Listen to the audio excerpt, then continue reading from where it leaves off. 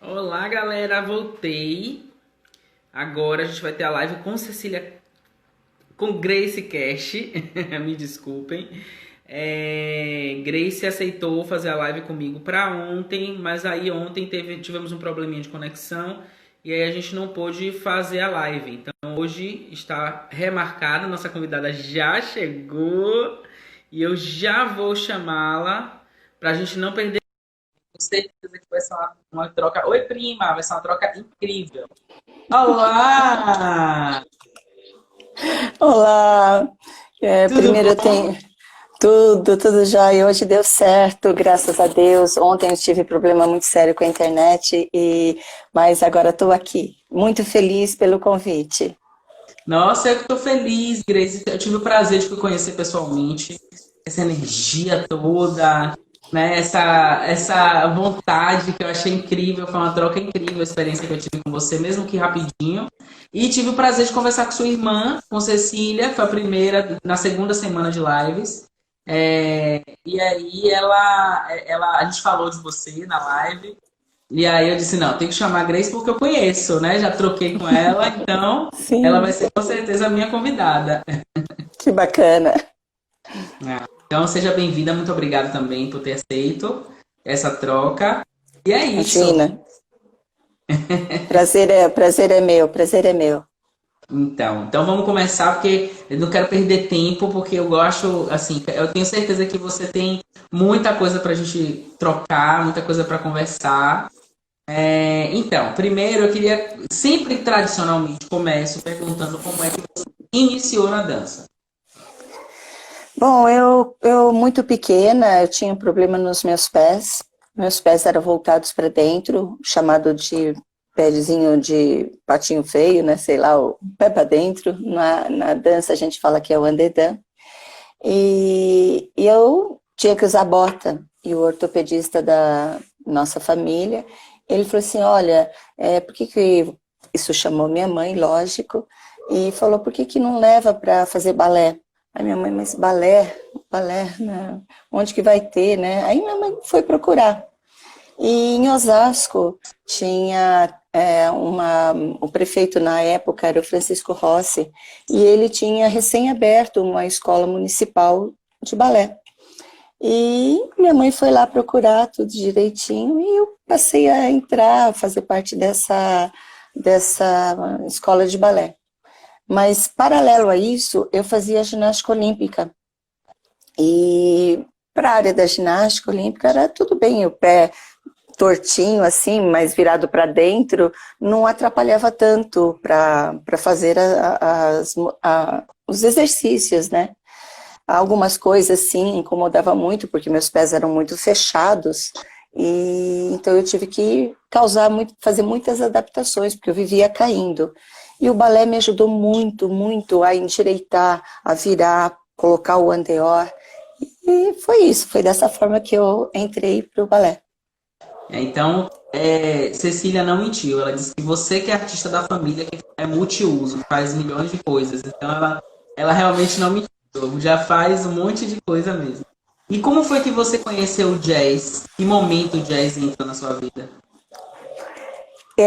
Eu sempre fui versátil, eu sempre tive aquela coisa de buscar muito uma realização e essa versatilidade, enquanto eu fazia as aulas de balé, dentro da aula de balé a gente tinha também aulas de afro, e a escola proporcionava toda esse intercâmbio de professores, porque naquela época a gente não tinha essas coisas de celular, internet, tudo chegava muito, muito depois para a gente.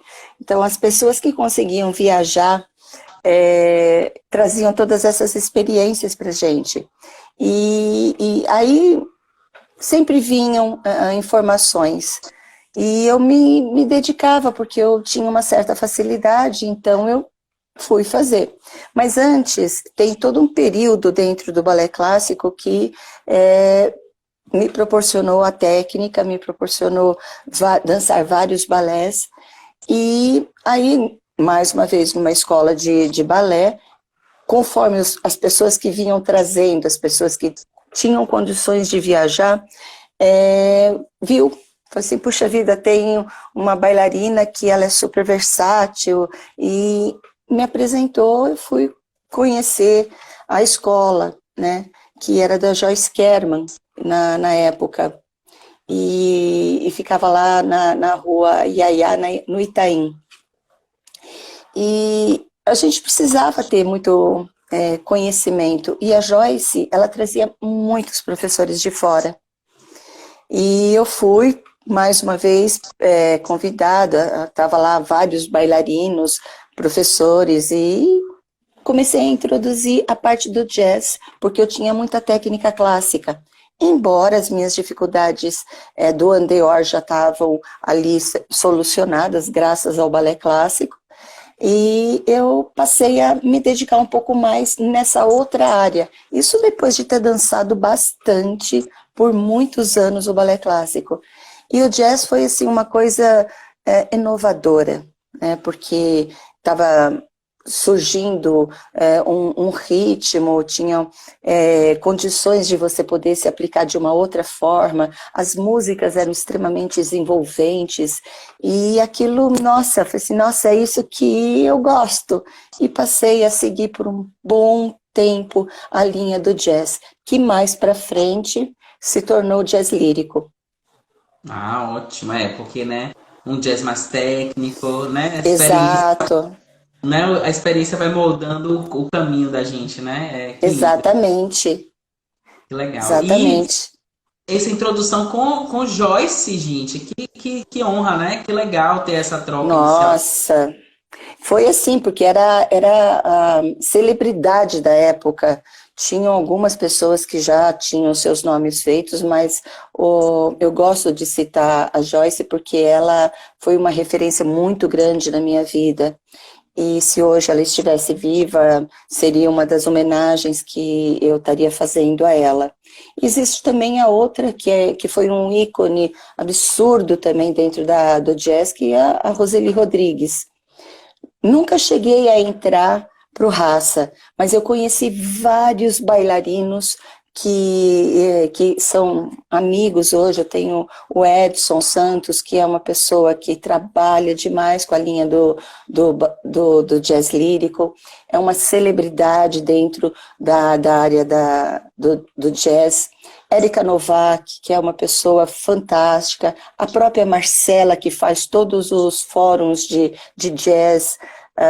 Então, são pessoas que foram surgindo na época, né, para fortalecer a parte do jazz. E hoje o jazz tem esse campo muito bem estruturado, graças a essas pessoas que foram, sabe, colocando sua sementinha ali. Foi algo assim fantástico. Conheci Você, também, conheci também a a Maísa Tempesta, desculpa, quase falhou, né? A Maísa Tempesta, estava tentando lembrar o sobrenome, mas que participei da companhia dela, e que já era uma montagem assim de um balé mais artístico, que começou a trazer o teatro, porque ela viajava bastante para Broadway, e ela foi bailarina lá na Broadway. E foi assim que trouxe toda essa loucura que foi para modificar também a parte do jazz.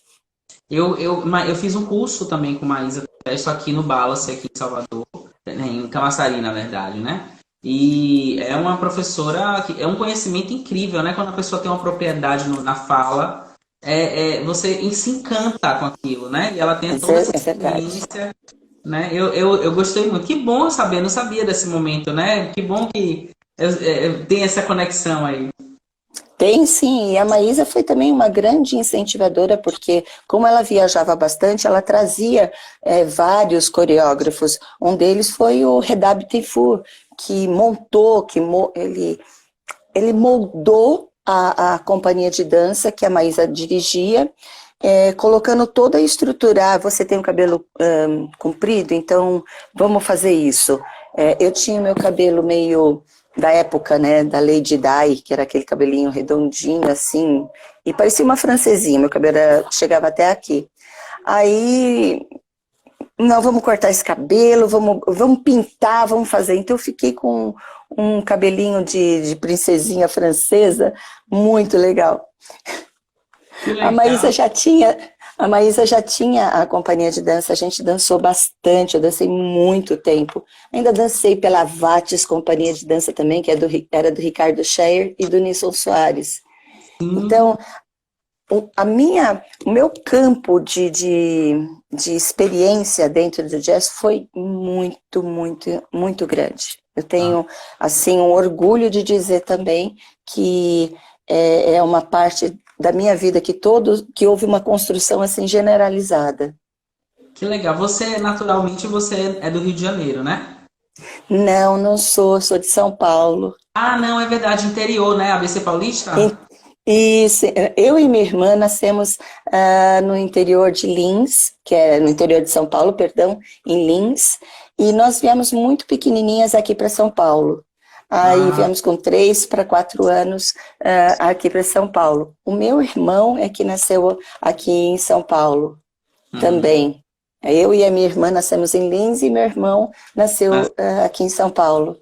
E a ah, minha irmã é que se mudou para o Rio de Janeiro, porque ela sim. casou com o Pedro, depois foram para o Rio de Janeiro e lá estão até hoje, mais de sei lá Dançou no quantos anos. municipal também, né?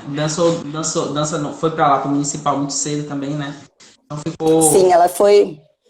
ela foi com 18 anos para lá e eu fiquei aqui em São Paulo, não fui para lá. Meus pais ficaram aqui em São Paulo também. Depois de muitos anos, tem acho que uns 12 ou 13 anos, meus pais mudaram para o Rio de Janeiro lá. Então, com Ah, ela lá até hoje. aí, tá E eu vendo? tô aqui em São Paulo. A minha vida toda é construída aqui em São Paulo, por enquanto.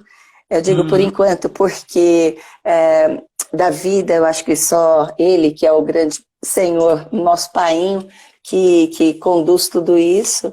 Então eu sempre estou muito aberta a mudanças, inclusive, porque eu acho que são etapas que a gente tem que curtir na nossa vida, assim como foi a dança para mim, a parte do clássico, a construção toda que foi feita, a estrutura, o jazz, a transformação que o jazz trouxe. E também eu participei de uma companhia de sapateado, Olha. Brasil Tap Dance. E eu tinha como professora a Marquina, para mim uma celebridade dentro do sapateado, transformou. E a outra pessoa também dentro do sapateado foi a Kika, que é muito conhecida aqui em São Paulo. Ah, que legal, que legal.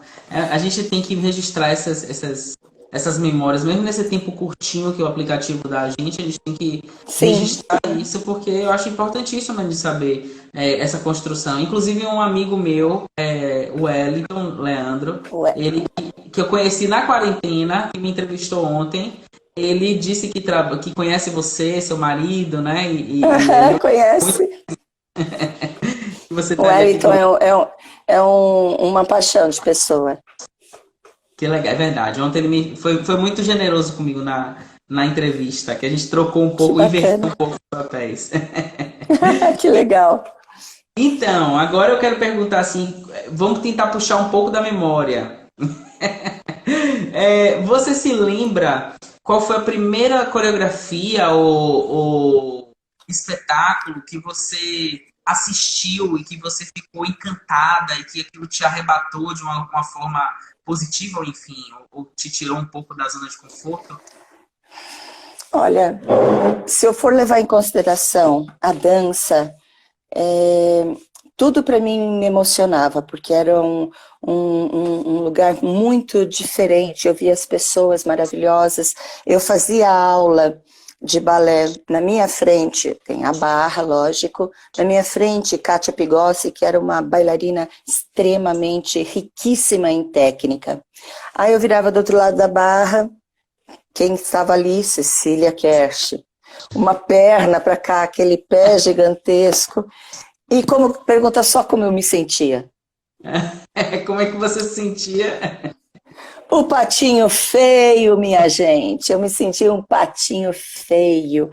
É sério, meu querido, porque a estrutura de um bailarino, a gente tem que ter as referências, né? E a minha referência era a menina técnica e a minha irmã. Sempre o trabalho que eu tive, assim, embora seja irmã de Cecília Kersh, eu tenho uma admiração profunda pela pessoa, pelo profissionalismo, embora a gente cresceu juntas, mas ela sempre foi tão, assim, maravilhosa. Eu babo. Eu me imagino assim, numa época, lendo os magazines, quando vinha dos Estados Unidos, e vindo aquela coisa assim, parava aquelas fotos maravilhosas, aí eu fiquei assim, você me perguntou um momento que marcou, foi talvez isso, eu folhava a revista, porque era muito novo para nós, né, a gente não tinha essas informações, aí eu voltava naquela foto, gente, mas olha que bailarina, olha que pé maravilhoso, só pode ser estrangeira mesmo. Aí folhava de novo a revista estrangeira, mas eu voltava para aquela foto e falei assim, gente, mas não tem igual. Aí quando eu me dei por conta, eu estava lendo o nominho ali embaixo, Cecília Kersh, eu babando o ovo para minha irmã de novo. Lindo.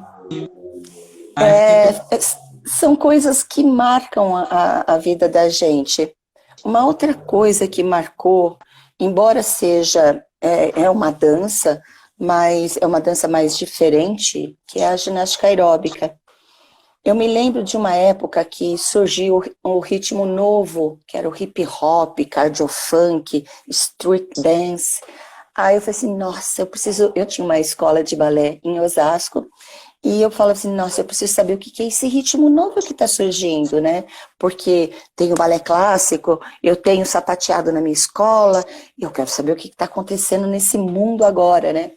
E eu vim a conhecer nessa academia vários profissionais da educação física, professores, bailarinos, ex-bailarinos que estavam fazendo a ginástica aeróbica, e lá tinha uma pessoa que chegou para mim e falou assim, ai, você é irmã da Cecília Kersh? Eu, nossa, você conhece o balé? Conhece a Cecília Kersh? Eu falei, sim, lógico que eu sou irmã. Não, na verdade, é ela que é minha irmã. E ele falou assim, você é tão flexível como ela? Eu falei assim, imagina, não tem quem seja mais flexível do que ela. Aí eu falei assim, faz um chute alto aí. Eu falei assim, chute alto, o que é isso? É o Gran Batman, né? Aí fui lá fazer o Gran Batman. Eu falei assim, precisa ganhar mais velocidade, mais potência. Eu falei assim, mas não estou entendendo. E essa historinha que eu estou contando para você é porque isso também veio a dar uma transformação muito grande na minha vida. E eu entrei pela primeira vez num ginásio que estava tendo competição de aeróbica. E aquilo parecia que eu estava em outro mundo. Falei assim, gente, que alegria desse povo, que música estonteante. E olha que as músicas de jazz a gente tinha toda aquela dança para cá e puxa para lá. Mas era diferente, como eu te falei, né? São etapas da vida que a gente vai vivendo e que vai causando toda essa mudança também, né? Tanto que essa coisa da pandemia está fazendo, olha, essa aproximação nos dando essa possibilidade de estarmos conversar com outras pessoas, saber essa linguagem que a gente pode ter, essa troca de experiência. Então, foi assim uma coisa que muito grande, entrar naquele ginásio, vendo a alegria das pessoas, o que essas pessoas estavam sentindo, eu falei assim, ai, que alegria, né?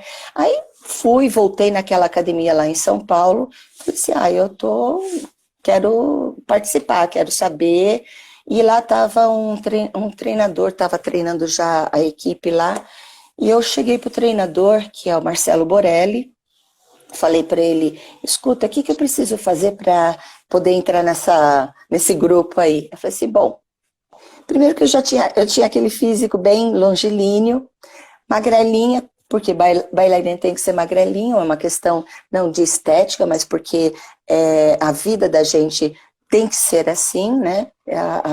O físico conta demais, porque você tem que estar tudo bem colocadinho. Aí o Borelli, eu sei que ele falou assim, olha, você vai precisar treinar bastante, porque você vai ter que tirar toda essa capa de bailarina e colocar uma capa de atleta. Ah, eu sei que eu fazia parte também de uma equipe chamada M2000 Aerobic Tour, da onde ex-bailarinos, como eu falei no início, montaram um grupo de apresentação. E na época, a M2000 fazia a roupa de ginástica, tênis, fazia toda uma estrutura. E a gente saía fazendo apresentações. E a minha vida se transformou depois disso tudo. Aí fui campeã mundial de ginástica aeróbica, aí fui 2 vezes campeã mundial, aí 4 vezes campeã brasileira, e não acabou ainda. Eu precisava fazer uma mudança ainda, tinha uma outra coisa que estava por acontecer, que é levar para os meus bailarinos, para todos que me procuram, essa mudança física e a importância de se ter hoje um condicionamento físico, uma preparação física e a eficiência do trabalho, né? Porque, e isso eu agradeço muito a parte da ginástica aeróbica. Fui estudar educação física, porque na época eu sentia que a faculdade de dança não iria me suprir, não iria dar para mim todos aqueles subsídios que eu vi muita coisa acontecer. Eu viajei muito, eu morei no Japão, morei na Alemanha, passei pelos Estados Unidos várias vezes, e eu precisava de ter o conhecimento, né? Mas assim, como eu falei, morei na Alemanha e voltei para o Brasil. Aí depois que eu voltei para o Brasil, aí mudou mais uma vez a minha vida. E é incrível ver essas histórias, Grace. Eu fico encantado com essa trajetória tão bonita, né? E que eu quero saber, ó, 2 dúvidas que eu vou tirar. Vou sair um pouco do meu roteiro para te fazer outra pergunta. Você Pode tem, fazer. você tem registros da época da aeróbica, foto, vídeo? O que que você tem de registro dessa época? Você tem? Tenho sim, tem gravado quando eu fui campeã mundial, mas tem certas coisas que não são gravadas. Tem no YouTube que eu tenho um grande amigo, o Renan, que colocou para mim no YouTube. Tem registros que ficam filmados aqui dentro, que isso jamais a gente tem uma câmera, e mesmo assim, nós estamos falando de uma época de 1993, você não era nem nascido. E o engraçado é porque assim, eu tô perguntando do registro, porque a gente acabou de sair de uma live com Natália Samarino, né, que é historiadora, pesquisa o balé clássico, e a gente vem com essa história incrível que você tem de vida, e por que que as pessoas não têm acesso ainda, que você não sabe como a gente tem artistas tão incríveis na dança, né? Eu tô tentando fazer a minha parte, um pouco, né, convidando vocês que passaram por minha vida, me inspiraram, mesmo que pouquinho tempo. Então, para que fique registrado, para as pessoas acessarem em outros momentos. Então, que bom saber, vou aproveitar e reforçar. Quem quiser ver um pouquinho mais da Grace, tem lá no YouTube, olha lá, que eu tenho certeza que vai ser um aprendizado incrível. Olha, são funções diferenciadas, né? Eu acredito que nessa época a gente, mesmo a minha irmã, e olha que ela foi e é um ícone da dança no mundo inteiro, não se tem registro muitas coisas do que ela fez mesmo aqui no Teatro Municipal do Rio de Janeiro, né? Porque fica tudo muito guardadinho, não se pode filmar, então tem todos uns direitos autorais que não se podia fazer.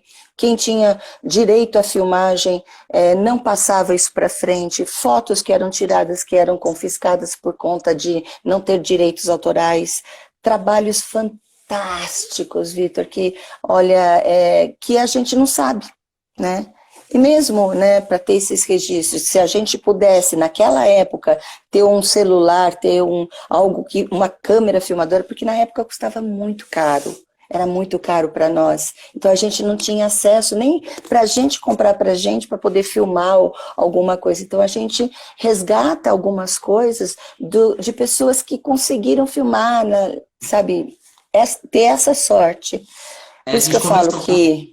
A gente conversou com Cecília também, ela falou exatamente isso, que é muito complicado e os registros que tem são muito poucos, tem muita coisa que está dentro do órgão que é responsável pelos registros do Teatro Municipal, que não pode ser aberto ao público o que é uma pena, porque é um material de pesquisa incrível, nossa história da dança precisa disso, né? Então, de repente, Exato. né, a gente pode fazer uma campanha, sei lá, de repente a gente, nesse momento de pandemia, tem tanta companhia disponibilizando material, né? Vai que. Então, nessa época a gente tinha, que era a Improarte, que era da Magali Bueno. Então a gente dançou muito, nós viajamos demais com dois bailarinos fantásticos russos, e a gente não tem nada, sabe que é nada? A gente tem, infelizmente, aqui, ó, tá a cabeça da gente que lembra das situações fantásticas, como uma, por exemplo, quando a gente estava viajando com balé clássico, e era o dia da Cecília dançar com o Pedro, o marido dela, e a Eva Evdokimova e o bailarino, eles não iam dançar esse dia. E nesse dia, a Mirta, que nós íamos dançar a Gisele, a Mirta, que era a Lumena Macedo, que ia dançar, que ela foi até diretora do Balé da Cidade uma época, ela passou muito mal. Ela, sei lá, comeu alguma coisa, teve uma virose terrível. E eu era a substituta dela, eu que fazia, eu era a segunda Mirta que faria. Eu lembro que a dona Lina falava para olha, não vai, a Grace não pode dançar porque a Grace não foi preparada, a Grace não teve ensaio. Aí a dona Lina falava que não podia e fazia de tudo para a Lumena voltar a fazer. Não, a Lumena vai ficar boa, ela vai sair do soro e vai. Aí a Magali falava, dona Lina, a Lumena não tem a menor condição de dançar Mirta. Aí, por fim, acabei eu entrando para dançar Mirta. Eu sei que isso também foi um momento glorioso para mim. Eu dancei, lavei a alma. Imagina, imagina. Que legal, que lindo isso aí. Então, agora eu quero perguntar assim, como intérprete, você acabou de contar um momento especial, né? Você dançando, que era justamente o que eu ia te perguntar. Então, eu já vou pular essa. Eu queria saber como você lembra qual foi a primeira coreografia assinada por você, a primeira obra que você assinou? A minha coreografia, eu acredito que eu não me empenhava em ter uma assinatura coreográfica. Eu lembro dos trabalhos que eu cheguei a fazer como coreógrafa, e e foram poucos, tá? Por que eu falo isso? Porque eu acho que você tem que ter um dom muito grande para coreografar. Você tem que estudar muito, muito, para poder você colocar a coreografia lá no palco, né? Primeiro, você tem que ter os fundamentos, você precisa pesquisar, não é assim vai e faz, até mesmo quando são variações de repertório clássico. Mesmo você fazendo as suas modificações, porque hoje a gente tem que tomar muito cuidado. O balé tem as suas referências, você já tem aquela coisa quadradinha, aquela caixinha de fósforo que você não muda. As coreografias que eu montei, eu sempre falei, olha, eu não sou coreógrafa, nós vamos trabalhar de uma forma em que eu possa te dar condições para ir desempenhando papéis futuros. Então, o que eu fazia? Porque eu nunca me considerei uma grande coreógrafa, eu acho que precisa, sabe, ter o dom. E o meu dom é outro, o meu dom é ensinar. Eu adoro ensinar. E eu sei que na época eu chamava para coreografar o meu grupo de dança o Ricardo Scheer. Já teve. E eu tenho, assim, eu idolatro, porque eu acho que ele é uma cabeça coreográfica, ele é algo que ele tira coisas de pedra. Ele via os meus bailarinos, porque estavam recém entrando, era um grupo de meninos que estavam querendo aprender, então eram meio crus. Tinha alguns que eram mais ou menos, outros melhores, e muitos outros que estavam iniciando. E eu sei que o Ricardo, ele transformava a coreografia, transformava aquele feio no belo. E é uma coisa que eu acho que isso tem que ter o dom. Você tem que ter muito estudo, você tem que pesquisar muito música. Então, as coreografias que eu montei para alguns alunos, sim, alguns solos livres, e que eu me dedico muito, porque como eu não tenho isso fácil, as pessoas acham que é fácil, vai lá, monta, mesmo quando eu montava, eu falo assim, ai, adorei tua coreografia, é tão sentimental, é tão isso, tão aquilo. Aí eu falo assim, nossa, mas é que eu trabalhei tanto, eu estudei tanto. Não é uma coisa natural, eu vou te ser super sincera, porque eu acho que o coreógrafo, ele tem que saber, não, isso não dá para mim, eu vou ter que chamar o trabalho de alguém. Chamei muito também para coreografar o meu grupo, o Mário Nascimento,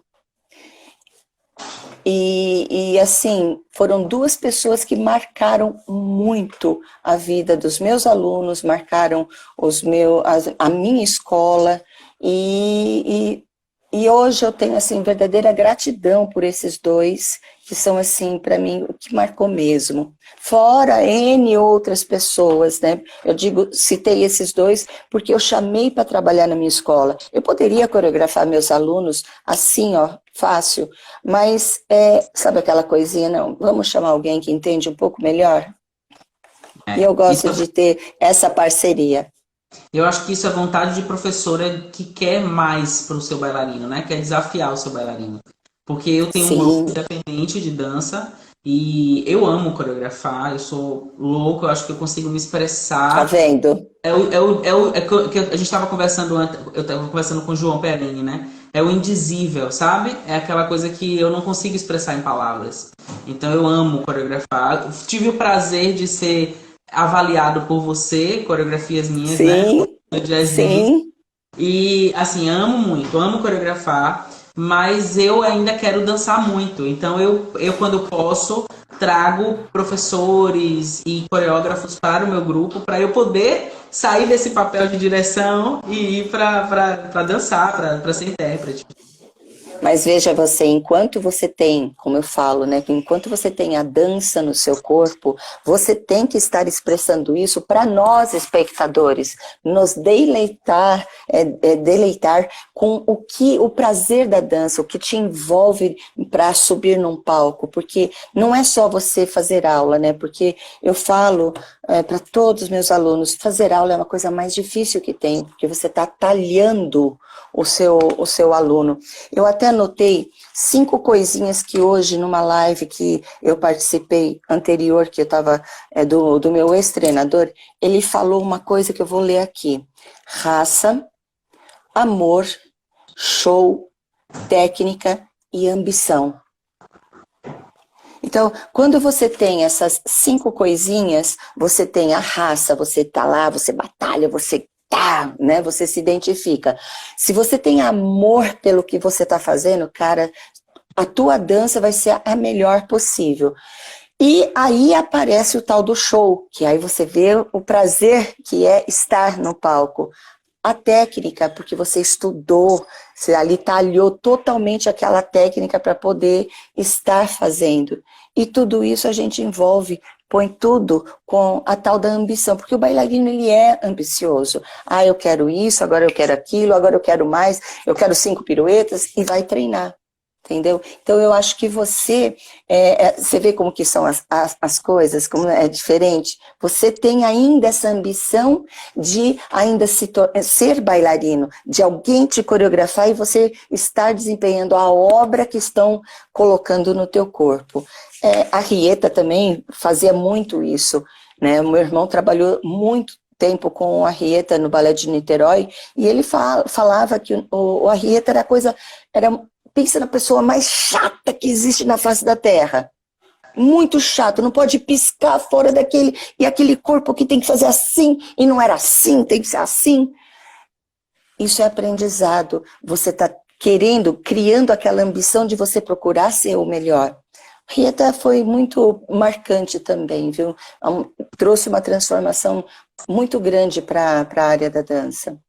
Demais. A Rieta chegou, tipo assim, quantas gerações ele atingiu, né? Porque eu assisti Então, obras dele, no balé do Teatro Castro Alves, aqui de Salvador, e que sim, há muitos anos eles remontaram as obras e dançavam suítes e dançavam elas incompletas e ainda continuou trazendo para minha geração a obra dele, né? E isso é incrível. Eu também acho um dos... Nossa, eu acho que se um dia eu pudesse conversar com ele, eu ficaria... Eu acho que eu encerraria o processo das lives, porque é o cara, né? Mais, É um cara né? É o de cara. muita vivência, e ele é super, assim, sabe, querido. A gente olha para ele e vê assim, ele deve ser aquela coisa meio assim. Não, ele é super querido. Ai, que legal. Então, e você falou muito dessa paixão de dar aula, né? Você construiu a sua carreira nisso, você conhecida, sua aula é incrível, inclusive. Eu queria saber como foi que você começou a dar aula. Eu acho que veio de um grande incentivo da minha professora de balé, que teve uma grande transformação para mim. Porque ela vivia falando para mim que eu não tinha jeito para o balé. Olha que coisa. Porque eu era o patinho feio mesmo. Imagina, todo pezinho todo torto. Faz aula entre duas maravilhosas.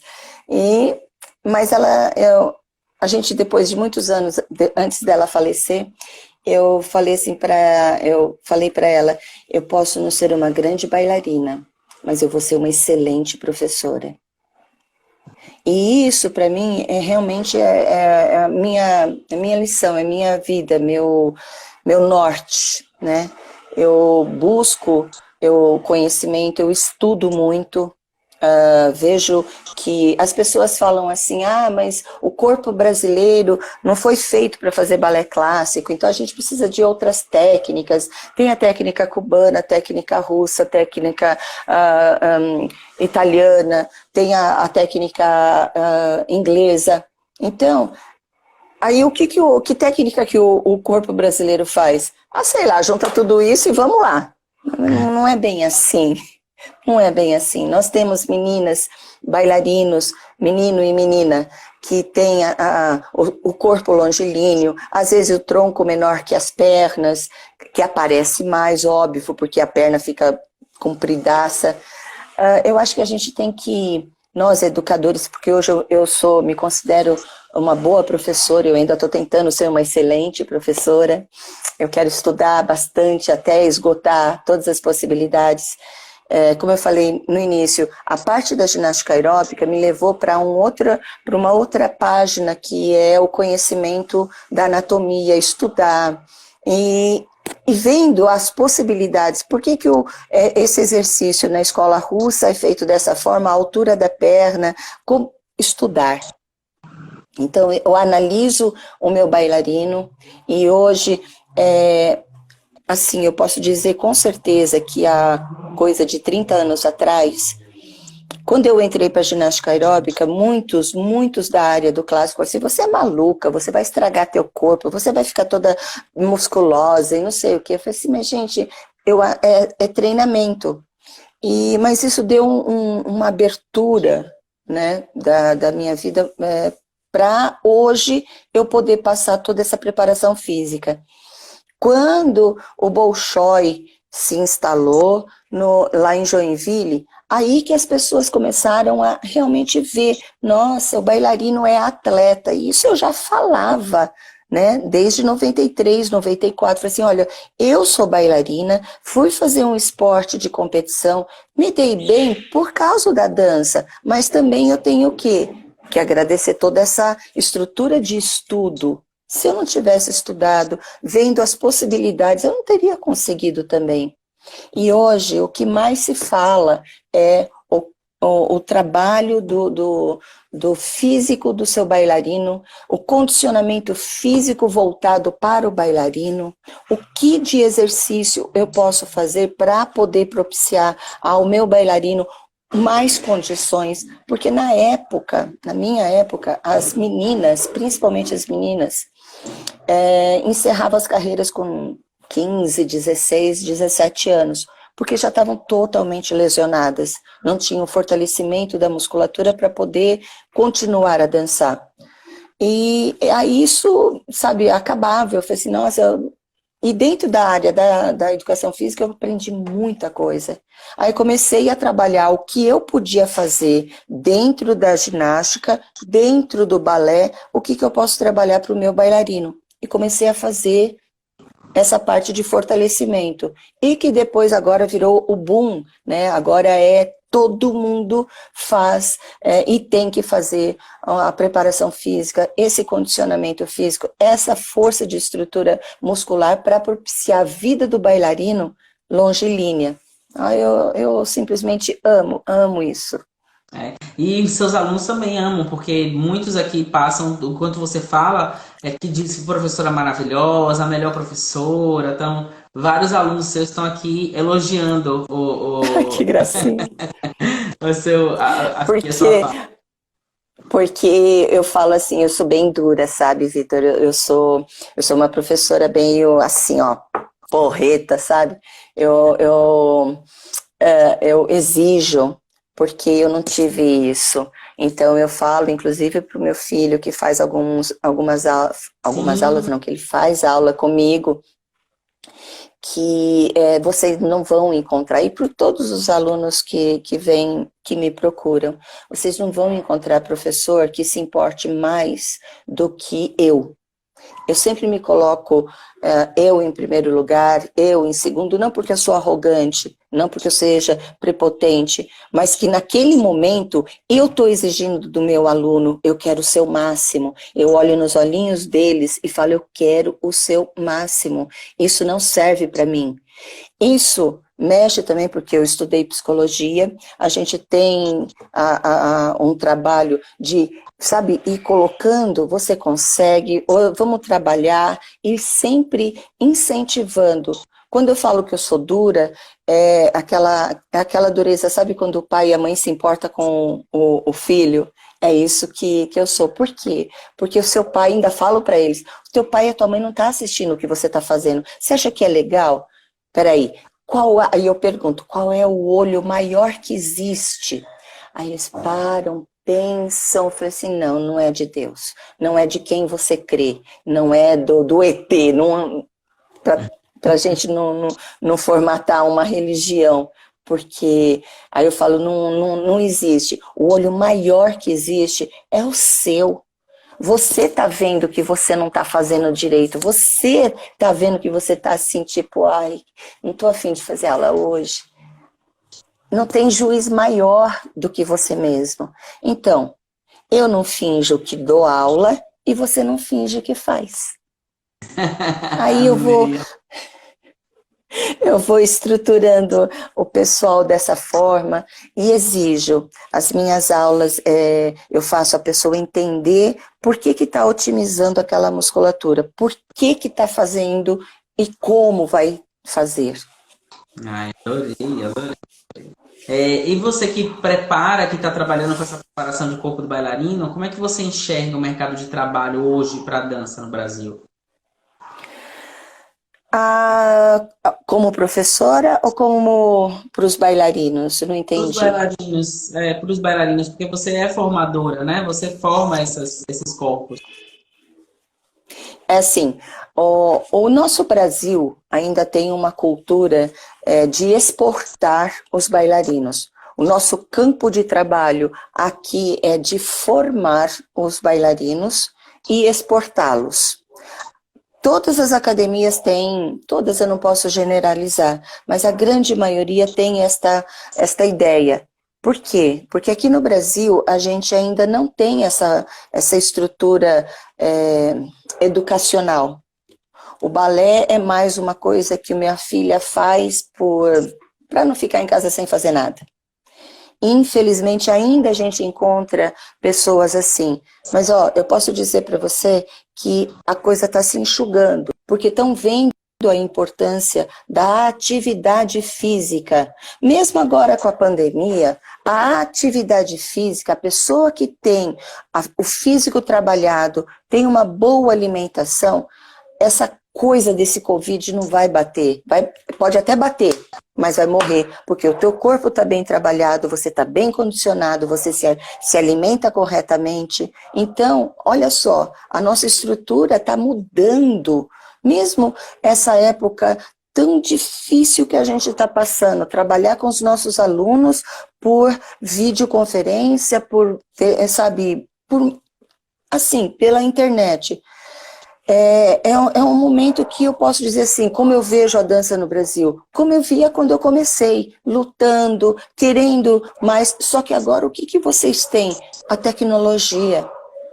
Então, se vocês têm a tecnologia, é uma coisa que é muito grave que a gente tem que colocar, não é sair fazendo todas as aulas que estão vendo, que estão rodando pela internet. Isso é extremamente preocupante, Hugo, porque o seu aluno vê lá, mas eu vi que pode pôr a perna assim, que vira para cá, não perguntou para o professor, professor, eu posso fazer aquilo ali eu vou fazer. Então, é bem complicado, Hugo. Os bailarinos ainda, como eu disse, infelizmente ainda nós precisamos fazer aqui nas nossas escolas e exportar. Exatamente. Eu participei de um bate-papo com a Helena Katz no Simpósio Internacional de Dança, que ainda está acontecendo, de BH, e ela estava falando que a gente discutiu muito, ela trouxe uma provocação para a gente, na verdade, que existe um hiato, quase que um abismo muito grande entre o bailarino formado na escola de dança particular e o profissional de dança, né? Que alguns estados ou algumas instituições conseguem preencher essa lacuna, mas existe muito isso. Então o bailarino meio que tem que correr atrás mesmo para se profissionalizar, porque senão o mercado engole, ou ele não aparece, ou ele desiste para outra área, né? Você acha isso também? Você acha que falta das nossas escolas de dança no Brasil criar uma profissionalização mais direta para o mercado de trabalho, para o bailarino? Olha, o Teatro Municipal aqui de São Paulo até estava tentando fazer isso. Infelizmente, a coisa teve as modificações que isso implica, né? A gente aí teríamos que estar falando agora de política. E aí, nesse caso, eu acho que não vem ao caso, porque é uma situação bem complicada. Quando a gente coloca política que envolve a nossa dança, eu acho que a gente perde muito. Por quê? Como eu falei no início, a gente não tem uma cultura de tradição com relação a isso. Nós temos uma tradição dentro dos 2 únicos teatros que existem, Rio de Janeiro e Municipal, daqui de São Paulo. Foi-se tentado fazer aqui em São Paulo essa escola de referência, foi-se tentado.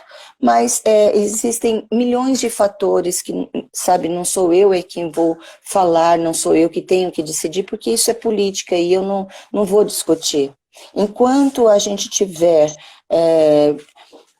nessa política nossa, pessoas que não incorporem que é uma educação, que é um meio de trabalho, profissionalizar os nossos alunos, então vai ainda continuar nessa dificuldade, Hugo. Infelizmente eu tenho essa opinião e infelizmente não é o que eu gostaria de estar dizendo, mas assim, quer dizer, se eu estou colocando o meu filho, veja bem, nesse campo de trabalho, entendeu? Eu estou preparando ele como professora particular dele, para ele poder sonhar. Se ele quer ser bailarino, por enquanto ele está naquela fase de formação, que é a importância da escola. O professor dá o norte para o seu aluno, porque tem aluno e famílias também que não quer, olha, eu não quero que meu filho seja um profissional, mas enquanto está fazendo, que faça certo, que aprenda a técnica, que isso é um leque gigantesco que pode ser feito para ele na vida. Dentro da dança ele pode ser um cenógrafo, ele pode ser um programador de cenário, sei lá, ele tem uma vida, uma amplitude de conhecimento dentro da dança, que quando a gente começa a conversar com os pais, e eu acho que você passa por isso também, você começa a dizer, olha, sua filha vai fazer balé, mas ela pode fazer isso dentro da dança, ela pode se especializar nisso, e aí os pais ficam assim, nossa, é verdade? Então, é uma estrutura que nós vamos fazer a diferença, eu não vou desistir, porque você como dono de escola, dono formar opiniões, a gente também está trabalhando esses pais para poderem propiciar aos seus filhos um bom ensinamento, uma boa técnica. Então, não vejo como na minha época, porque na época em que eu e minha irmã começamos a fazer balé, nossa senhora, parecia que a gente saía vou dar um exemplo, de São Paulo para ir para Nova York. A gente demorava tanto para chegar na nossa escola de balé que era assim, surreal. Mas a gente não desistia, a gente ia. Com 15 anos, não, com 17 anos, eu comprei um carro dando aula de balé. Então, não dirigia porque era proibido naquela época, não tinha nem emancipação. Mas era meu dinheiro. Eu não precisava mais ter o dinheiro dos meus pais, eu tinha para comprar minha roupa, eu que, sabe, me garantia. Então, eu falei isso hoje de manhã, dando aula. Falei assim, eu me garanto desde os meus 15 anos. Comecei a dar aula para baby e fazer toda aquela estrutura, montar. O professor tem que ter esse cuidado, tem que ter esse carinho. Não é, deixa eu ver o que eu vou dar hoje. Eu vou dar sei lá o quê. Não, tem que estruturar a tua aula. E isso tem que ser passado para os pais. Os pais têm que ver que você montou uma estrutura de aula, que não foi qualquer coisa que você achou no meio do caminho e juntou. Você preparou a tua aula. Então, eu acho isso é um meio, a gente tem que trabalhar. Eu sou super incentivadora, eu quero mais é que os meus alunos passem para frente o conhecimento que eu tenho, o que eu estudei, e falo para eles assim, escuta, eu não estou guardando na gaveta para eu fingir que não, eu estou passando informação, isso são anos de experiência que eu estou passando para você, então vamos curtir, vamos fazer isso o mais possível. Aí, sabe, a aula curte, o aluno curte e acaba se envolvendo com aquilo. Com certeza. Eu acho também que minha geração é a geração que procurou muito por uma educação continuada, uma formação continuada. A gente falou isso. Aqui em Salvador, a gente tem a sorte de ter dois centros grandes de formação, que é a Escola de Dança da FUNSEB, que é um curso técnico em dança, e a Universidade de Dança da UFBA, né, que é a primeira da América Latina, né, nos anos 50. Então, a gente tem essas duas possibilidades. Mas, mesmo assim, eu acho que, a opinião minha, eu acho que precisa ter um pensamento menos tecnicista. Quando a gente chega no nível técnico do bailarino, eu acho que hoje a sociedade contemporânea e tudo mais precisa entender que ele tem um campo de atuação. E para isso a gente precisa de um diálogo, de um outro curso agregado àquilo que ele já faz. E é um projeto que eu tenho dentro da minha escola, que eu quero propor, mas na escola que eu trabalho, mas eu acho que a gente deveria discutir mais sobre isso, de como a gente pode ter essa educação continuada, entendeu? Do nosso bailarino. Sim, eu acredito que formar professores, que a gente está envelhecendo. Eu e toda uma estrutura da minha geração, nós estamos nos aposentando, a gente está, quer dizer, para ser professor você tem uma longevidade bem grande, mas a gente está envelhecendo, então a gente precisa ter essa formação. Então eu acredito muito até no próprio simpósio, de fazer essa preparação de professores, de ver o que já está mudando, né? Porque abrir a cabeça da linha clássica, contemporânea e todos o que adverge para todos a gente trabalhar de uma forma, de um funil grande para um pequeno, né, que são os nossos alunos. Se nós professores, porque a gente precisa se unir, a área da dança precisa fazer isso aqui, fazer assim, porque senão a gente acaba morrendo com todo o conhecimento que a gente tem e a gente leva para o túmulo, e aí? Acabou, Acabou. Então, é aquela coisa de que, esse aqui é meu aluno, é meu aluno. Não, o aluno é da escola. O aluno é o trabalho de uma composição de professores que se alinharam. Né? Eu acredito nisso, eu não acredito nessa individualidade que a pessoa fala, é meu bailarino, fui eu que fiz. Não, fomos nós que fizemos.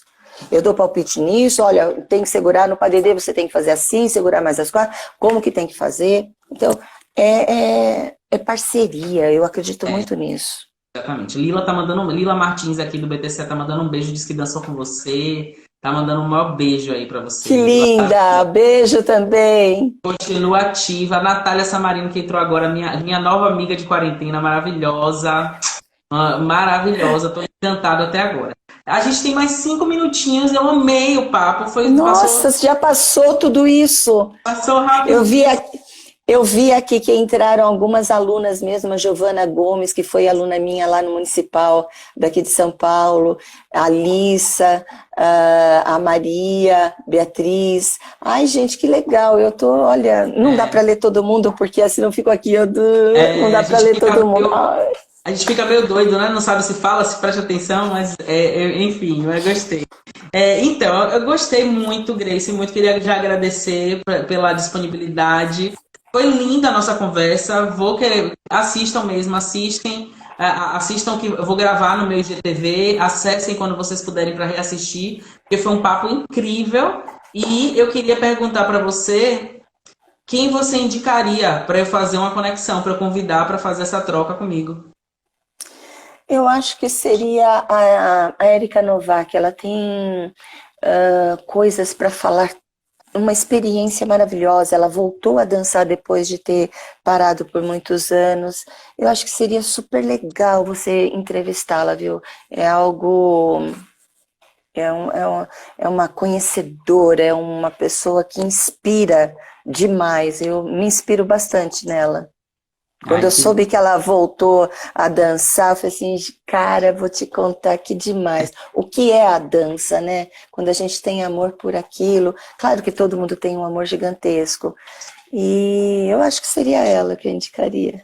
Vou parafrasear a Natália Samarino, minha amiga, que a gente acabou de fazer uma live antes da sua. A gente estava falando sobre essa longevidade na dança, né? Do bailarino que dança por muito tempo e tal, né? E que o corpo, enquanto existe corpo, existe dança, né? Eu vou levar isso para cima.